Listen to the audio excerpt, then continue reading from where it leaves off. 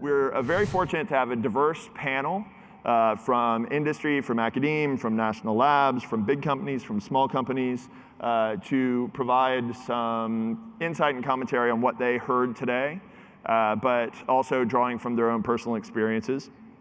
I'm going to ask the panel to come out now, and I'll just give you their names, but they'll give you their own little introduction about themselves, and then we'll start the questions. So come on out. First, we have Dr. Amanda Ziemann from Los Alamos National Lab. She's also one of our YPG members. We have Dr. Cordula Robinson from Northeastern University. We have Adam Maher from Ursa Space Systems, co-founder and president. We have Sue Kalweit, thank you very much for joining us, our director of analysis for NGA. And Patrick Biltgen from Vencor, he's the technical director for analytics. This is, did I do that in the right order? Well, I did it, excellent. And we're gonna start with kind of just the first Q question. Everybody's gonna talk a bit about themselves first for a minute or two, tell us something interesting, I guess, or something you think is relevant. And I'm gonna start with you, Patrick, and we'll just work our way down, then I'll go to the first question. Sound good? Thanks, Chris. So I'm Pat Biltgen, I'm the technical director of analytics at Vencor. I got into this business about 8 years ago. So I took my first job out of college after getting my PhD at Georgia Tech, and I was pretty sure that the job was designing some kind of spy satellite, but I had no idea. When you apply, you go, I don't really know what I'm applying for. And so then finally, you know, as you get into the program, they go, okay, so here's the deal. We work with data. Oh, okay. But it's from satellites. Okay, I can work with that. So today I'm doing some basically data analytics across various customer programs, and I find it pretty challenging because the problem's always changing. There's always something new. The systems last a very long time, but the questions are always changing, and I think it's a big challenge, especially to the young professionals in the field, about applying new techniques in new ways, and that's why I'm really excited to be here today. Thank you. I'm Sue Kalweit, and I've been in this industry for 30 years. I started my career as an imagery analyst, and I'm really glad to be back at NGA as the director of where I started my career, the director of analysis. I say back at NGA, I'm a comeback kid. I spent 17 and a half years in NGA, then I went to industry for 12 and a half years, and I've now been back for 9 months. And I have to say, this is a fantastic time to be in the GEOINT industry. The draw to come back was not only the ability to bring imagery and geospatial information together, but to add to that, the data analytics, data science, and modeling that we've been talking about today to really take our profession to the next level is what's most exciting for me. Great. My name's Adam Maher. I'm the CEO and founder of Ursa Space. So give you a little bit of background about Ursa Space. So our vision is really to, we want to fundamentally change market intelligence. You know, what we want to do is we actually want to bring a level of transparency to the world about what you view, how it relates, such that it can shift markets, change policy. And it's been really exciting because I've been listening to what's going on today. And it's what we're putting into practice. You know, it's really exciting. We've actually gone all the way from radar satellites, which brings the reliability to actually change these markets. You know, it's kind of like GPS, that all reliability, to actually delivering this to financial markets. So I think this is really awesome. We're taking everything you've heard today and actually going all the way from one end of the value chain to the other. And for me, this is amazing coming from the space industry and just knowing how satellites work and now seeing how the whole picture connects together and how you can really make that change. Hi, I am Professor Cordula Robinson. I'm an associate professor at Northeastern University. I direct the geospatial programs there and develop the curriculum. We're USGIF accredited and an NGA USGS Center of Academic Excellence. Also came first and second poster winners today from the Capstone project, so congratulations to my students. I've been in the remote sensing field particularly for longer than I care to admit now, like 25 years. Started out actually on a different planet, which set me up well for trying to understand an environment that I'd never visited on Earth. I did work for Apollo scientists, and then I worked in Middle Eastern areas, groundwater resources, trying to understand groundwater distributions in North Africa and the Middle East before landing at Northeastern, where we have a very experientially focused education. I'm Amanda Ziemann. I'm a postdoctoral fellow at Los Alamos National Laboratory in their Space Data Science and Systems group. I've been there for about 2 years, and prior to coming to LANL, I spent 9 years in Rochester at the Rochester Institute of Technology. I was initially a BSMS student in applied math, and I wasn't sure what I wanted to do with it. But I was taking a class with a liberal arts professor who said that her husband had funding for a math student for the summer. It turned out that her husband worked in the Center for Imaging Science, and the summer funding was from NGA as part of an NGA University Research Initiative program that they had. And so I started working on it. It was broad area search for multispectral imagery. I loved it. I continued to do imaging for my master's in applied mathematics, and then I went on through the imaging science PhD program. So I've been working on algorithm development for various remote sensing applications since about 2009, and I've continued to do that at LANL with more of a national security focus. Great. So we have a great diversity of viewpoints up here, which I think is going to do us well in our first question. So the first question, I'll start here. You can pass it around however you like. What have we learned about the changing analytical landscape? What did we learn about it today? What do you feel like you've learned just in the past 6 months or past year? I think, Sue, you pointed out it couldn't be a more exciting time to be in GEOINT with more things going on. And not only what are the things have you heard, but maybe some of the things you're surprised that you didn't hear. Because you can bring some insights to the table that maybe we didn't have represented in all the speakers.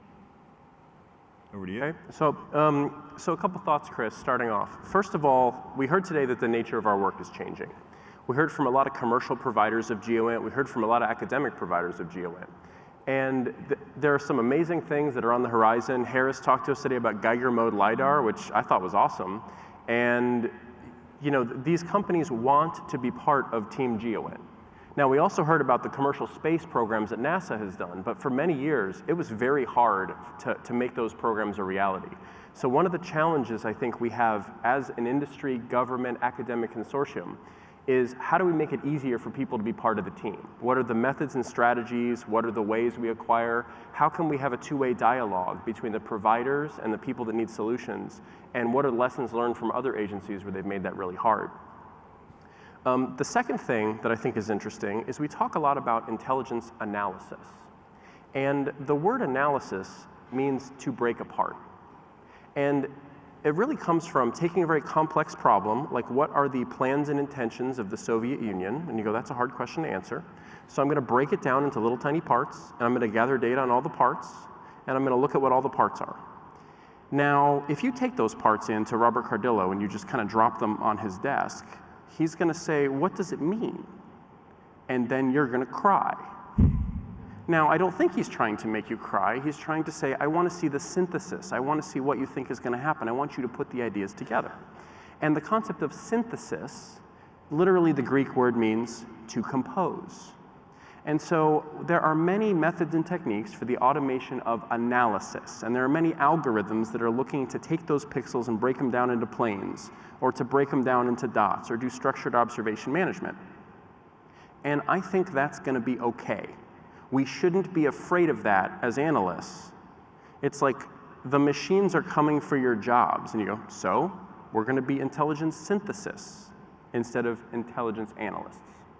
Then the last point that I'll mention, something that we have to be really careful of. When I was working on my dissertation, I had this cool idea about using agent-based modeling and multi-layer neural networks to make this intelligent battle manager that could figure out how to fly airplanes against a whole bunch of scenarios. And it was fun, but the results were kind of iffy, and they were kind of inconclusive. And when the advisor says, like, how do you know that it's working? You just say, can I please just graduate? So one of the challenges that we have is in the Intel business, our world is a 51-49 kind of business. The US presidential election was like 51-49-ish. Recently, there was a referendum in Turkey that was to give the president superpowers, and it was 51-49. And there's a lot of football games that come out 51-49. And many of the algorithms work better in a 90-10 kind of environment, where it's obviously this or it's obviously that. So in order to make these algorithms effective and to support workflows, we need to figure out how they support the processes in a 51-49 world. Because if the analyst cannot understand which side of the line it's on and why the machine is saying what it's saying, then the effort is really not adding value to the analytic workflow. So those are kind of 3 thoughts about how the nature of our work is changing. 3 things that I think as a whole community we all need to work on together. But if we do, I think it's really going to improve the way that we do things as a whole team. Excellent. Thank you. Sue. So one thing, Chris, that I haven't heard us talk about much today is the impact to the humans that are involved in GEOINT analysis, and in particular to imagery analysts who have spent a career, my colleagues, et cetera, have spent a career doing imagery analysis off of remote sensing. And what we're hearing is that automation is going to take our jobs away. That's a lot of what's starting to resonate and concern. About a month ago, I saw the movie Hidden Figures. And I thought that movie really is a great demonstration of the world of where we're going to. So for years, our analysts have wanted nothing but time back. The time to do more predictive analysis, the time to do research, the time to really delve into a problem. And with the onset of more and more imagery, they've lost that time because they're just trying to keep up.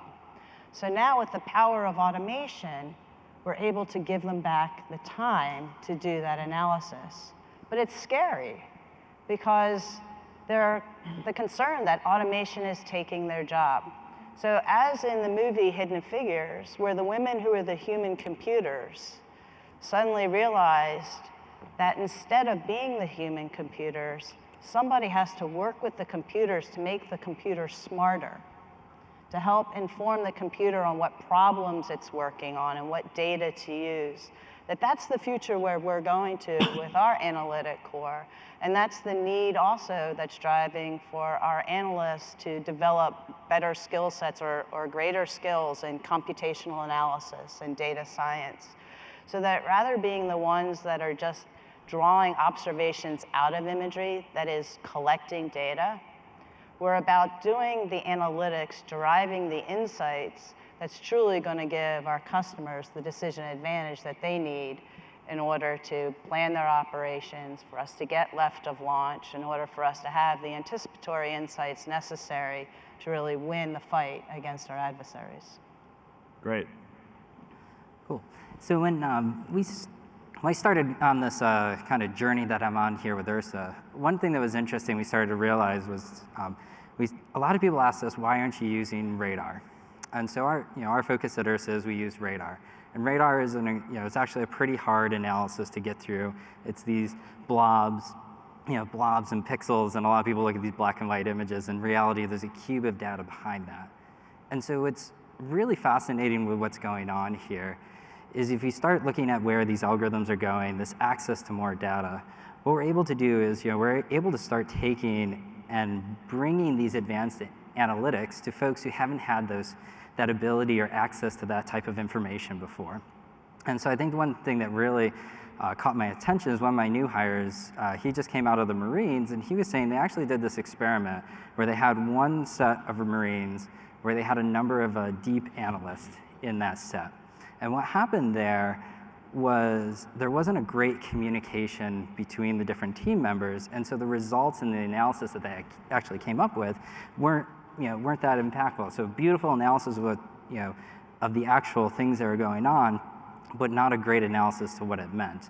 Versus they did another experiment where they said more generalist, can you go out and make sense of what's happening here? But what happened was, with the generalists, they didn't have enough of the deep expertise to really understand what they were looking at, especially, optical, most people, it's kind of something that a lot of people can understand versus when you start thinking about, let's say, radar, hyperspectral, other types of sources, those are deep expertise. And so I think the challenge here and what we're doing here is that in a way we're automating, but we're kind of training other folks, kind of like a good manager would do. How do you actually pass your knowledge of what's going on? And so in that way, what's been really fascinating now for us is we've looked at our value chain. And so at our company, we said, how do we get from a satellite to an unsophisticated user? And there's part one is just getting access to satellites. Part two is getting the analysis there. And so I think that's a lot of what we've been seeing here. A lot of great automation analysis, a lot of great pieces going on there. Third is the part that we've actually found almost most challenging is how do I translate those analytic results into the different languages of the different user sets we have. So for example, a government user versus a bank is very different language sets, very different ways they like to consume the data. And so this is kind of, so this is what I'm seeing. So what I saw here is amazing is all the analysis that's happening. And effectively for me, I'm seeing you're training me how to do advanced analysis. But what I'd like to see more is how do we think about the user experience of someone who's using this data? Yes, we have a constellation. Yes, we have the analysis. But does that matter if it doesn't fit in their workflow? Thanks, Adam. Thanks. Cordula. Oh, I've heard a lot of good stuff today from my co-panelists and also throughout the day. There's one sure thing, one constant, and that is change. And there's just so much tremendous momentum and innovation and just such a surge going on and forward thinking. In terms, just to bring the academic backdrop into this, what this means a little bit in academia and in designing your curriculum and teaching classes is it really matters to keep pace with the changes and with the emerging fields, and also adapt your curriculum to satisfy those changes and the new methods and processes and data sets that are out there. But one thing also prevails, and that is you can only teach so much. And when I listen to everyone today, there's cloud computing, there's IoT, there's strategy and intelligence, there's remote sensing, there's data mining and data science and artificial intelligence. But all of those, in a master's program, for example, would be its own elective. But then that also ties into another point, which is if you're doing data science, you need to honor the original situation, the original context, or the original data set that you're using. So expertise still matters. If you're automating a process, you need that human expert automating the process. We teach our students how to do narrow artificial intelligence and machine learning and use ROC curves, and we get to the automated class and it takes the longest time because it really has to be such a rigorous affair, and the conditions set and understood, and how things may vary and change needs to be recognized too, and for it to be used in a different situation and out of context could be a misapplication. So there's real opportunity for traditional approaches and the expertise and these new and innovative methods that are required to find some middle ground and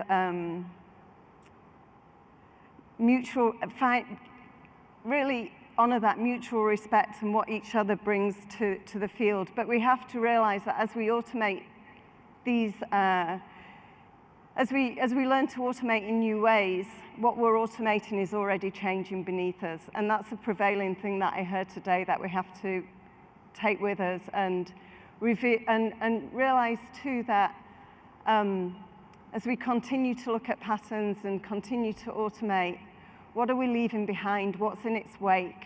What can we learn from it? What's the risk? What's the technological debt? That's what I heard earlier today as well. And how can that make us more resilient moving forward by knowing that? Thanks. Great. Amanda. So during my time in graduate school, I focused on hyperspectral target detection. So if you're doing target detection, if you want to evaluate your algorithm performance, or as you're developing algorithms, you need to have some idea of ground truth to benchmark against.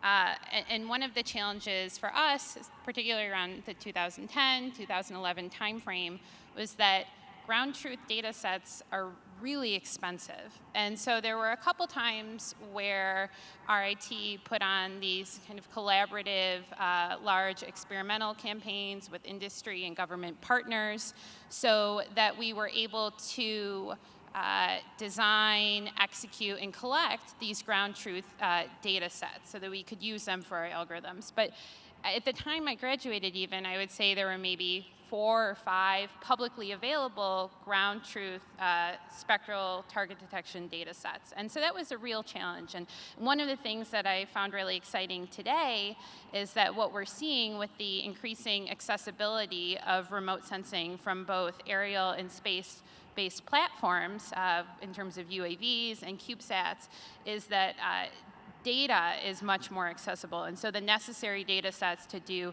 these detection-based algorithm developments and to benchmark against are something that we're going to have a lot more of, and that can only serve us for the better in terms of developing these improved detection algorithms. So my background and experience is more in algorithm design, so I tend to kind of look at these situations from an algorithmic focus, but one thing that's kind of common in remote sensing in general is that you have your source that's emitting some signals or reflecting some signals. They propagate to a sensor. From the sensor, raw data is converted into some type of data product, right? That goes in through an algorithm, hopefully gives out something useful to an analyst, and that's used to help inform decision making. And one thing that Adam and Cordula alluded to is that we kind of want to avoid having this stovepipe type of situation where different aspects of the chain aren't talking to each other. That you really need to have expertise in each of these aspects, but you also need to have communication between the different aspects. So for me, I don't build sensors, but one of the things that was emphasized when I was in graduate school was understanding how the sensors are built and how sensor noise can propagate into your data and what that might mean from an algorithm standpoint. So if I'm doing anomaly detection and I see something weird pop up, is that because there's noise in my sensor? Is that because that's something with the atmospheric compensation approach introduced kind of some irregularities in my data? Is there actually something there? And part of that is really leveraging expertise and subject matter expertise to then give context to what you're seeing. And so I think one of the things that I think is behind the scenes in a lot of what we were seeing today, but didn't seem to be as much of a point of topic of discussion, was subject matter expertise. And so I think that's something that we need to kind of respect. And one thing Cordula had said backstage was make sure there's still integrity in the data analytics that we're doing. Because I think one of the big things today was data analytics, but we don't want to get caught in the situation where we're doing a lot of black box analyses. And not only that, but we also want to avoid the situation where we've got a hammer and we're kind of looking for nails to hit. And so I think being informed in all aspects of the processing chain is really important moving forward. Great. So a few people referenced it in their comments, but also we saw it in a number of presentations today. The natural counterpart to geography is time. And we saw a number of examples of, look what you can do when you have adequate sampling over time. Not all of our geographic tools have necessarily had time at their core, but the GEOINT community has certainly been a pioneer in trying to understand that change over time and build systems that can do it. I think Director Cardillo's emphasis on ABI to achieve that kind of virtual persistence is an example of the leadership that the GEOINT community is pushing into that. How do you think about time? Maybe it's different sources and the temporality we need to have or should have or don't need. And how does that affect the work, right? A lot of our employees have been given tools that deal with time a certain way, even though they yearn to deal with it in a better way or a more supple way. Do you have thoughts on kind of time as the counterpart to geography within the new GEOINT that we're all building? Yeah, I'll start. So time, for me, translates into developing trends and patterns. And activity-based intelligence is all about trends and patterns in physical human activity. And when I talk about it, when I think about physical human activity, I don't mean just what individual humans are doing, but the fact of the matter is that a plane doesn't fly by itself or a tank doesn't move by itself. So those movements are also physical human activity. The fact that we can have persistent surveillance, and not just persistent surveillance due to remote sensing, but persistent surveillance when we add to that social media, when we add to that local, regional, global news service that are constantly reporting on activity and events that are occurring, when we add to that other intelligence sources that also have spatial and temporal reference embedded in the data that they're providing, we bring that all together. I truly believe we have the opportunity to have 24/7, 365-day-a-year coverage of all physical human activity everywhere in the world that our customers are concerned about.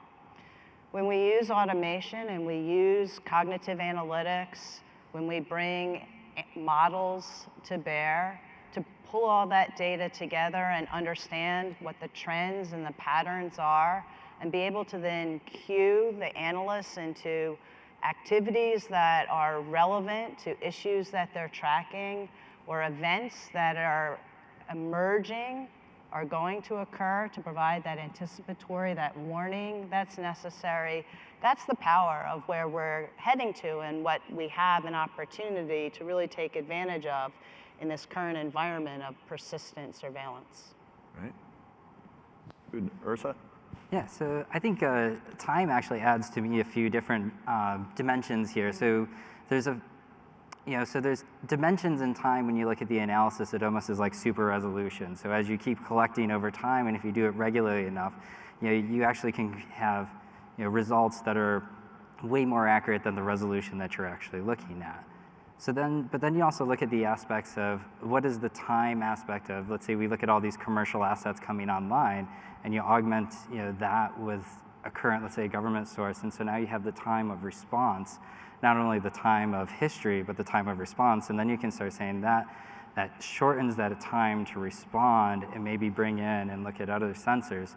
And so I think this is where we start looking at all these different aspects of commercial, plus the machine learning, plus plus more analysts that are thinking more strategically across a broad number of phenomenology, and you start thinking about how time relations there work, you can actually start becoming, I think, much more complete answers. So, like for example, for us, if we take a radar image, we see a ship. But if we can correlate that to other signals, let's say AIS, we can actually start saying, now I can start identifying a ship. Similarly, if you look at a satellite image and you look at Facebook photos, you can start doing that cross comparison, and it's really interesting as to, now you can start putting context. Then you can also start, adding, as you keep repeating, statistically it becomes better and better. Amanda, I saw you grab for your mic. So I deal with time in a little bit of a different way. So one of the things that we work on a lot at Los Alamos is event detection. And what can happen with these events is that the signals can propagate to the different sensors for different modalities at different times. And by the time they actually hit the sensors, they could have weak signals. So you have a sensor modality over here, maybe a seismic array that's getting one weak signal at one point, and then a little bit later on, you have a different signal hitting a different sensor modality at a different point, and it's also a weak signal. And so one of the things we're interested in is aggregating these different sensor modalities that might have different weak signals at different times, but all corresponding to the same event. And so that's a big interest of ours from a signal detection standpoint. So it's not kind of temporal in the sense of repeat time, but we really need to consider time if we're trying to pinpoint when events occurred, especially when we're looking at it from a multi-int focus. Right. And Chris, I see time as an enabler for improved confidence. So if you have static observations, and there are gaps in those observations, the question that you're trying to answer is, what is the activity that's happening? So you have to infer the activity from the data that you have, and then the boss really wants to know what's going to happen or what's the intent. Now, if you move that whole thing one block to the left, and you can observe the activities, and you can understand the activities, and you can use them to fill in the gaps, then you can more easily infer intent because it's only 1 degree of Kevin Bacon away from the data that you have. And so this is a capability that exists in some industries. It's a little new-ish to our industry, and it allows us to reduce some of the guesswork that comes from trying to fill in the gaps, because some of them are unfilled. Some of them are unfillable, where you really don't know what happened and it's really a blind guess. So that is an incredible enabler to improving our confidence.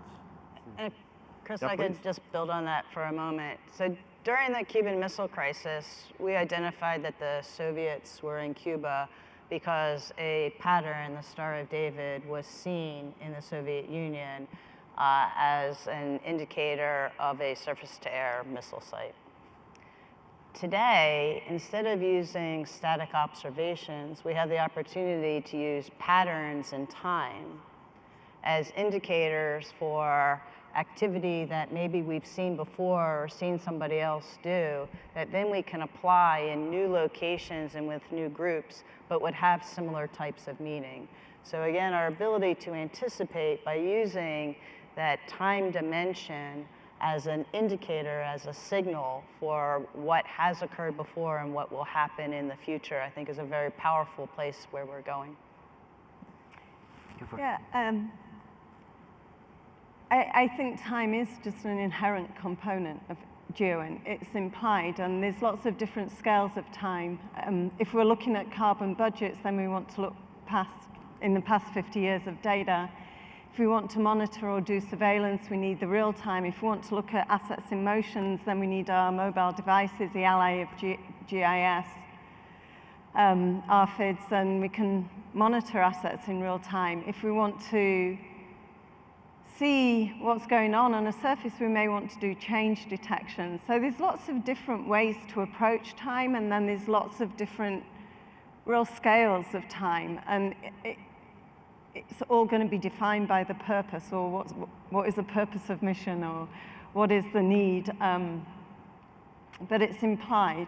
And yeah, activity-based, and there's a number of ways of approaching it, whether it's GeoIoT, change detection like Colin's poster showed, or even just monitoring. I saw also, yeah, Descartes' forecasting, superb, and how that informs Wall Street. So there's lots of components, and it's an inherent part of GEOINT.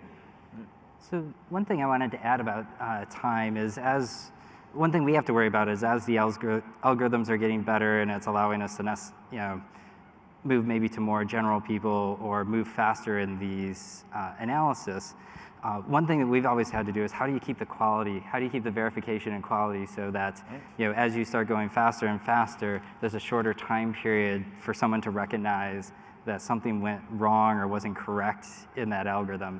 And so that's actually something for us, so like we deliver a weekly report every week at 10 a.m., Wednesday at 10 a.m. And so for us, it's a lot of effort to make sure, hey, all the measurements we made on that time were correct. And so that's something that's very important to us as these algorithms get faster. We want that efficiency. How do we keep that trust and verifiability? And Chris, I wanted to add one more aspect to that. So I recently had the unfortunate experience. You asked how many were young professionals in the YPG group, and I recently graduated from that experience. I got old. But I work with a lot of our interns and a lot of our new hires, and what's interesting is real time is normal to them. Right. So if you say, hey, I have some data from yesterday, I have this paper device and it says things that happened like 36 hours ago, it's like yawn. And so one of the advantages that we have in the community now is the workforce that is entering has tremendous mastery of real-time data. They expect everything now. Video is normal. It's like if you need to know how to do something, you don't read a manual, you just YouTube it. And I had to try to figure out how to take the bottom part off my lawn tractor. It's like 60 videos from every angle that show you how to do that thing. And so the new world that we're in, motion is normal, time is normal, stuff happening right now is normal. And I think as quickly as possible, we in the GEOINT community want to figure out how to get those advances into our workflows, into our way of thinking about things, and then trying to decide, okay, so the problem with time is it happens fast, but did it really happen? It's fast, but is it true? Like I read a tweet, I don't know if it's real, no one's checked it yet, but it's information. Exactly. I don't know what to do with it yet. So there's yet another entire discipline that combines something about time and something about truth and how we make those decisions in that environment. Because they always get better with time, but they also get stale with time. Good point. So I didn't know they were going to hand me a bunch of these. And there's several, and I suspect more are coming. And we only have 20 minutes or so. So I'm going to smush a few of these questions together and let you fight for them. But not everybody gets to answer every question. How about that? So how will deep learning, AI, machine learning help analysts that don't see objects they track on imagery already? And there's another question that I kind of want to tie to it, which is, should we build in mechanisms to check automation results periodically? And if so, basically, how can we learn to trust, the observations that we have? And I think that's the volume of that's just going to increase with all this AI and ML. Anybody want to? I think those questions are much talked about among my workforce. And first of all, there's still a lot of research and development to be done around computer vision. And the way I've talked about it is in the world of change detection, where we're looking at large objects changing, we're very mature. In the world of object identification, where I can identify this is a truck, this is a plane, this is a ship, also fairly mature. When we start to get to object characterization, where I can say this is this type of truck, this type of airplane, we're getting better, but we don't have that for all sensor types. We don't have that for all orders of battle. We don't have that for all militaries around the world. So that's an area for research. When we get to object contextualization, where this particular ship is part of this carrier group, which is aligned with this particular mission, et cetera, the contextualization we're really far away from. So going back to the object identification, which I think gets to part of your question, and where we just need fundamental, what types of equipment are there? I think we're really mature.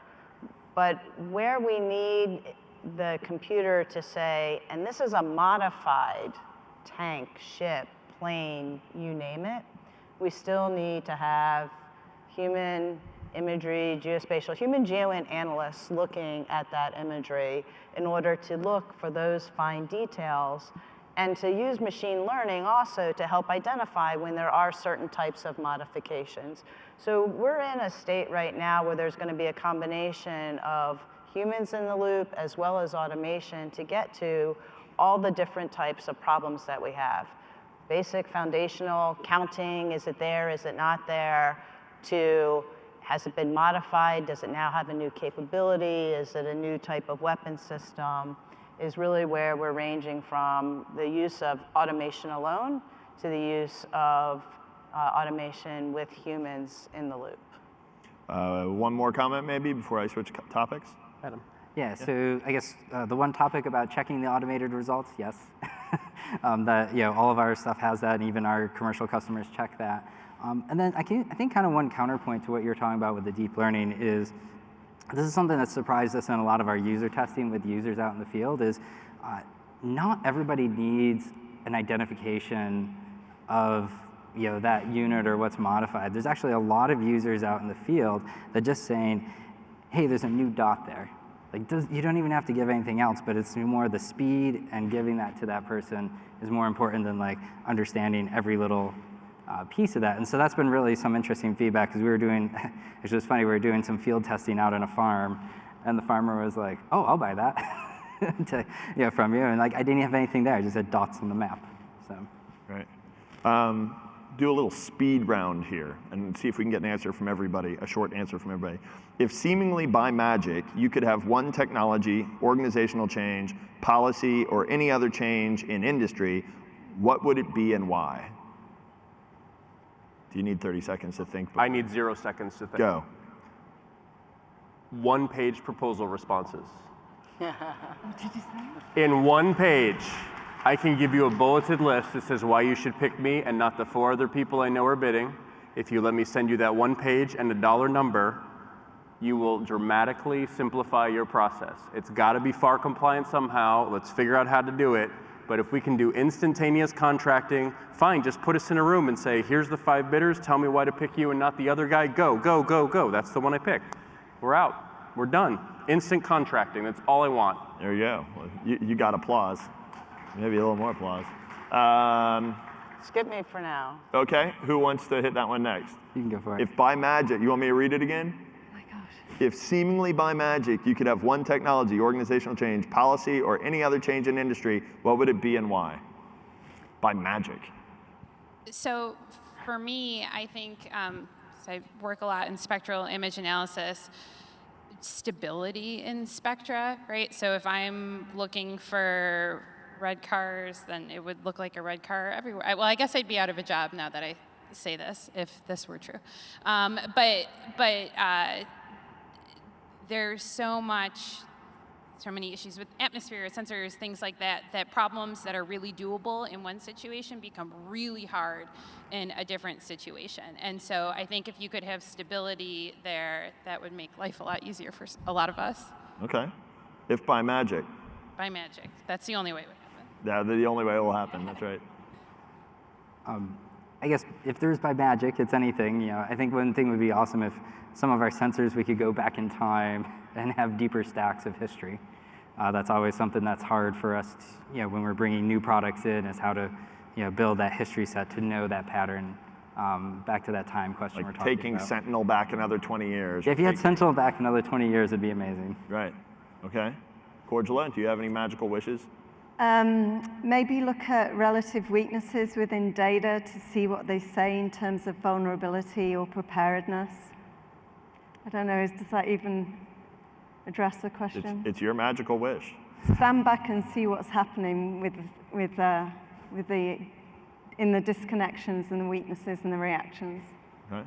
Sue, do you have any wishes? Any magical wishes? So I'll stick with the human component that I've been doing, and if by magic all organizational barriers could disappear and enable multidisciplinary teams to pop up and operate at the speed of need, that's what I would want.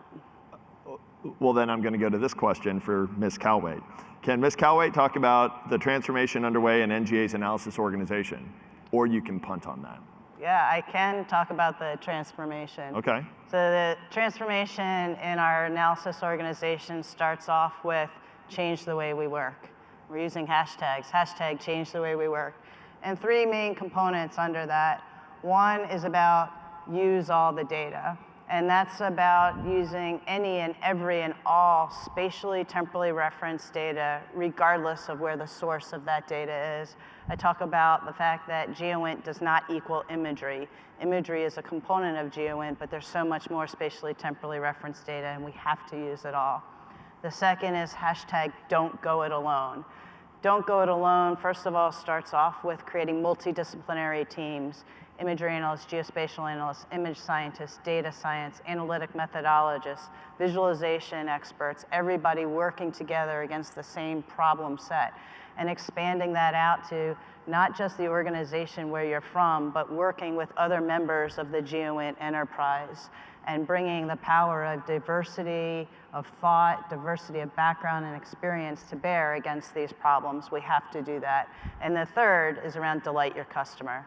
Never forget that we're in the business of protecting our national security.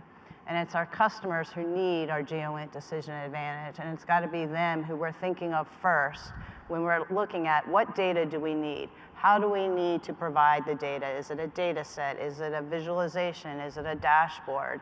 That's where we've got to focus, is on the customer, making sure they have what's needed in order to conduct the mission that they're here to do to protect our security. Right. Whenever you're a moderator, if none of you have moderated, you should do it once in your life before you die.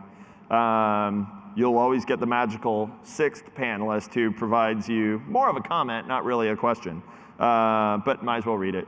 So for me as a GEOINT analyst in an all-source agency, it's about bringing GEOINT to the workforce.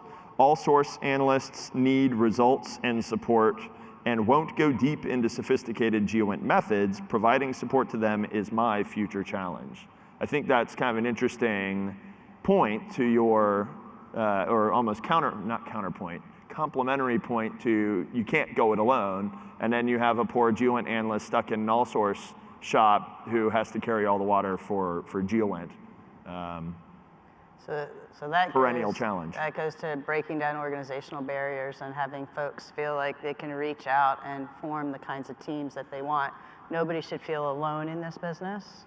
We're truly here as an enterprise to work together, and we need to be able to leverage that skills and expertise. One of our big challenges is just knowing who to reach out to and how to reach out to that individual, and also to bring our customers along with us as we're transitioning from text-based reporting into structured observations.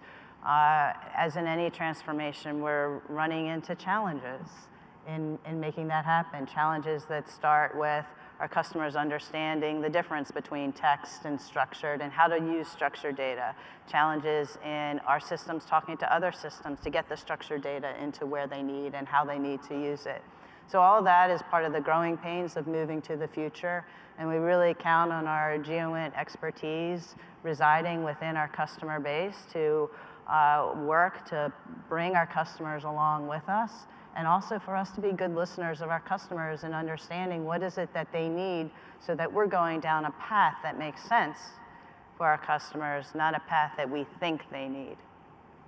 And those are great points, because that's exactly what we go through on the commercial side too. So in the government side, it's a little bit more contained versus us. I'm an 11-person company, and so we've had to partner. We have a number of great partners on source. We have some partners we work with on analytics, and for us, like you said, it's trying to bring it all together and then really listen to our customers. I think one of the greatest things we went through our transition as a company is, it's amazing how many iterations of trying to deliver a product to these financial institutions before we finally got to the point where they're like, that's what I want, that's what I'm going to buy. We went from maps to PDFs to data and a whole bunch of different points in between.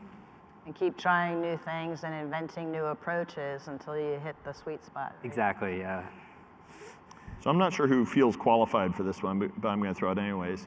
How does support to tactical forces in data austere environments kind of fit into the grand scheme of things, right? A lot of it we talk about ourselves in our big, beautiful, shiny building, working in teams with a data center with robust networks, and that's all great.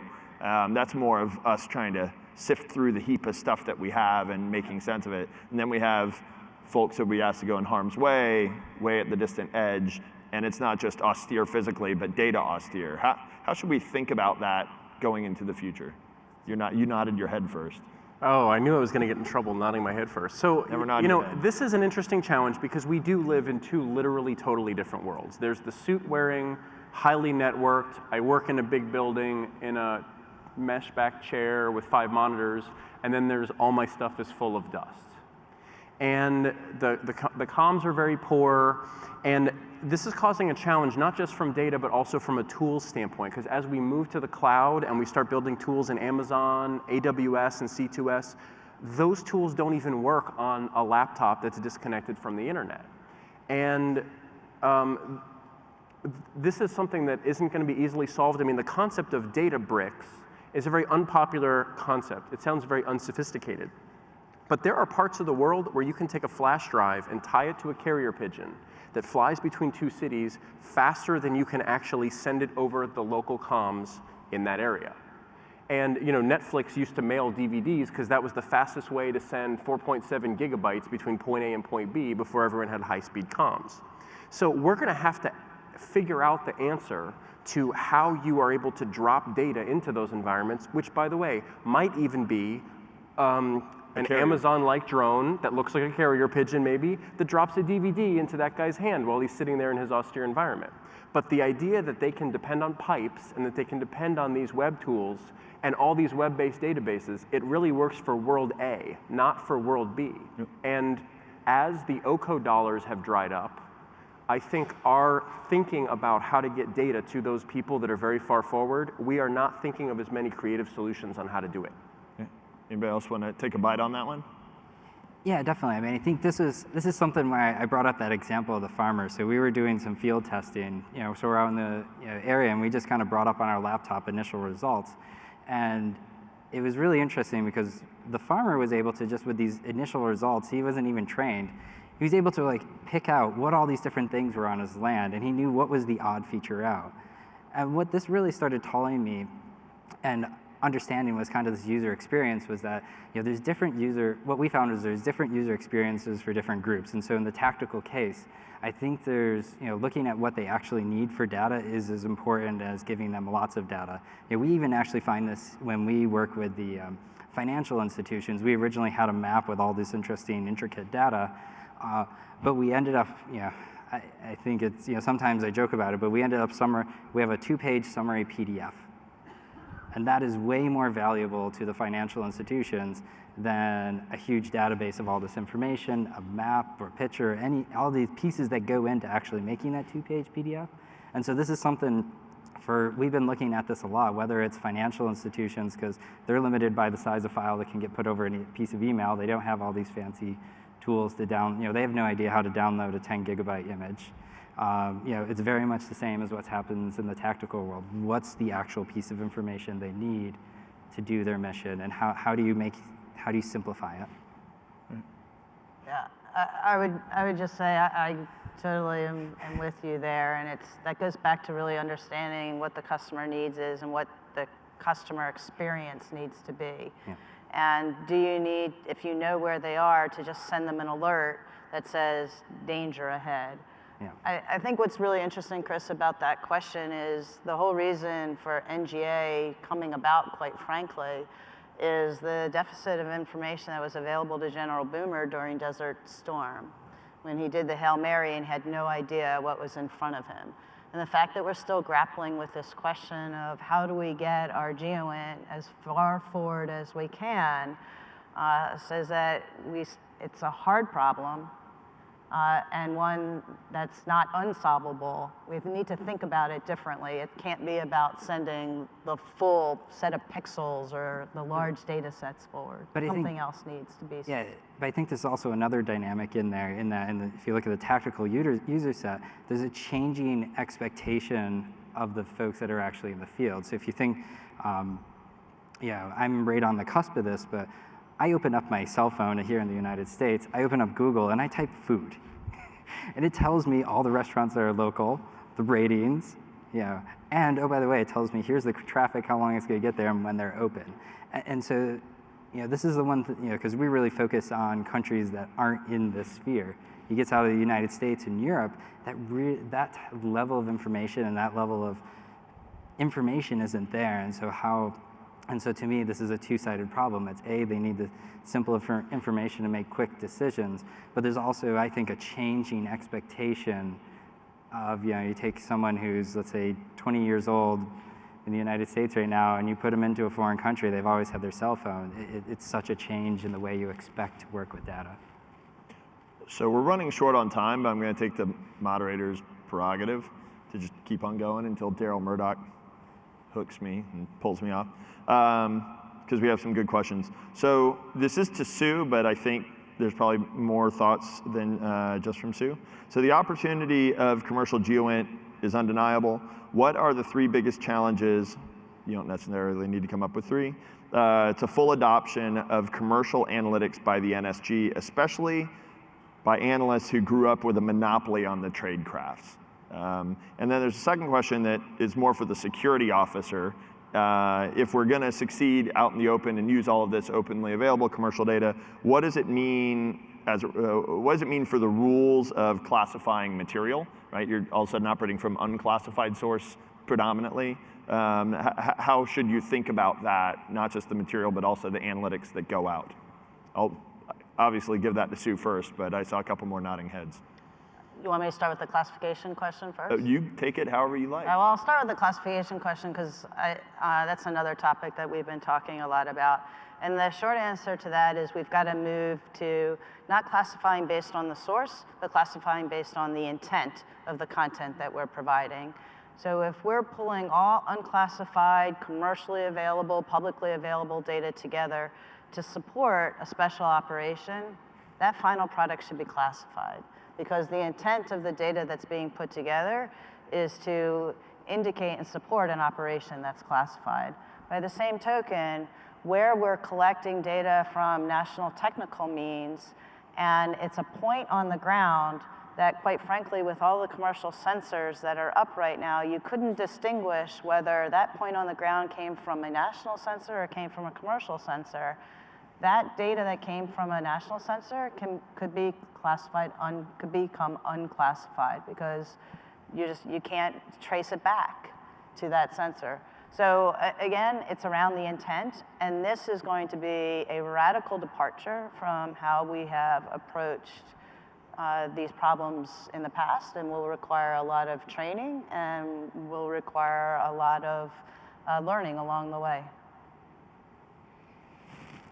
Anybody want to talk about anything else in commercial? So LANL is a Department of Energy national laboratory, so we're sort of in this weird kind of, we're not commercial, but we're not full-on government. We're technically an FFRDC, but so we don't really firmly fit in either category. But I can at least speak to the folks I work with, and we use a lot of commercial data, and we try and embrace commercial data and open source data, because if there's a company that's an expert out there and has a great sensor for collecting SAR data or multispectral data or hyperspectral data or what have you, then they should be treated as a resource versus maybe trying to reinvent the wheel on the non-commercial side of things. And so we definitely try and embrace it and use it when we can. And I'll do the last question of the day, a modification on one that came in. So where do you, and personally, or based on your experience, where do you define the boundary between what the computer's good at and what the human visual brain system is good at? And I would add to that, the human as a natural storyteller. I loved your point on synthesis versus analysis. I'm going to use that. How do you see that distinction? Where do you draw that line when you talk to people and somebody asks you that question? You nodded your head first. Yeah, so computers are awesome at going through lots and lots and lots and lots and lots of data quickly. Humans are really awesome at the contextualization and saying, what does this mean and why should I care? And computers are very good at search. So if your data is indexed and if it's tagged, that is a separate, ridiculously hard challenge, but let's magically wave the wand and pretend that were the case. If your data is at least organized, and you say, I think I remember the thing I'm looking for is in this area, the computer can help you find that thing. That's a tremendous time savings. We could probably save our analysts 2 or 3 hours a day by making it easier to find the stuff that they know has to be there somewhere. And the other thing that people are really good at is they're good at collaborating. Okay, there's a lot of talk about commercial. Tomorrow when the show opens, you're going to see the most amazing spinning globes, flying widgets, bungee rockets. It's going to be amazing. And I think you leave the conference thinking, oh my gosh, it was like going into the future. Everything was so advanced. And I feel like there's a little perception on the workforce that the commercial side is 100 years ahead. But it's not 100 years ahead. The men and women of NGA's Analytic Corps are the best in the world. And they don't have a chance to go out very often and realize that that is the case. I've been working with those analysts for almost 10 years now. And when I sit down with them, I see the most amazing things that I never would have even thought of. And every single time I do it, it changes my perspective on the work that I'm doing. And I wish I could do it more often. So a message to the NGA workforce is you are the best. You are the center of excellence for geospatial intelligence in the entire world. And sometimes we feel like, oh, there's this thing that's commercial and there's this really cool app and then the computers are going to take my job. The computers are not going to take your job. At the risk of making one of those quotes like the IBM guy said there's only going to be 5 computers in the world, I don't think we're ever going to see fully self-driving cars. I just don't think it's a solvable problem. And there are roles for the NGA analysts to continue that excellence and to continue that mission. Like Peter Heinem said, we have the mission, we don't have stock options. Got to tell you, my younger employees, the only reason why they want the stock options is to pay off their massive student loans. If you could pay off their student loans, they are all about the mission, and they're excited about making a difference in the world, and they want to be part of your workforce. I think Anthony Vinci will now have to put student loan repayment into the strategic plan. Okay. Any other comments? Yeah. Do you guys want to go? Yeah, so I guess one, there's a couple things that humans are actually better at. Yeah, so we've definitely discovered. So a machine is only as good as the human that's programming it or designing it.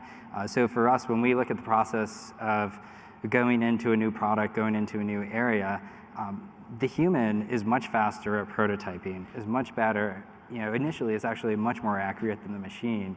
The human is the trainer of the machine. And so for us, when we look at each of our, we have a whole workflow of as we go into a new location, it's human first, prototype it, work through everything that you need to know for the customer, and then how do you automate the process so as to scale? And so for us, that's where we look at and we say the human is really good at that. The human actually is also, for us, is really good at looking at even the results coming from our automated pieces and understanding, was that right? Or was there something wrong with there as well? And so those are things that I'm always amazed at. We have some awesome analysts on our team. We have awesome analysts we work with. And just that perspective of how to improve the machine is where I think there's so much more value there. Amanda? So I've spent a lot of time looking at spectral images, but I'm not an image analyst. And so when it comes to looking at an image and pulling out spatial features and giving context to it, I look for subpixel targets. So that's not a skill that I have or something I'm able to bring to the table. And so what I think that kind of goes to is that beyond just a human versus machine thing, from human to human, I can sit down with an analyst and they can, as Patrick was saying, point out certain things that I never would have been able to see. And so that we can become so specialized as humans that, and working together in terms of, the physicists helping to give context to the image analysts, helping to give context to the algorithm developers, and all of that in a way that I don't think that we're going to be able to replicate with machines. Excellent. All right. Cordula? Want me to finish? Yeah, no, please. Yeah, I'll just be really brief. It all comes down to the human application of science, and there's lots of different types of human beings, and there's lots of different types of computers, and there's lots of different options for automating, and we've got to look at the pros and the cons, and ultimately, we are empowering computers when we're developing all of our algorithms and artificial intelligence, and as such, it behooves us as humans to be very mindful about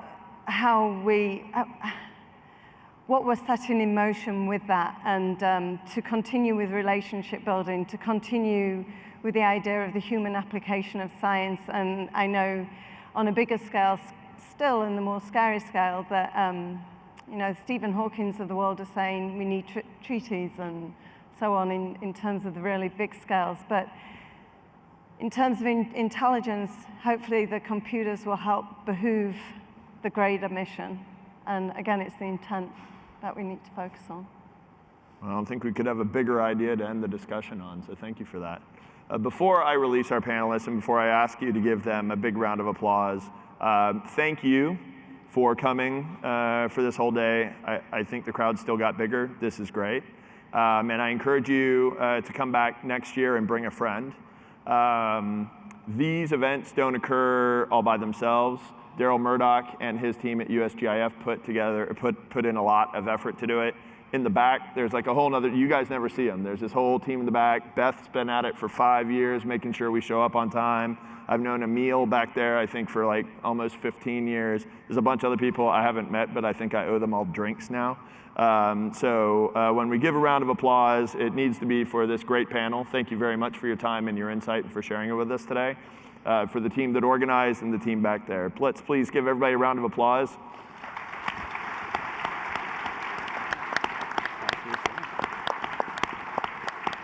And please enjoy yourself, but be safe at tonight's reception. I think it's going to be a blast, and I look forward to seeing all of you there. Thank you very much. Have a great evening.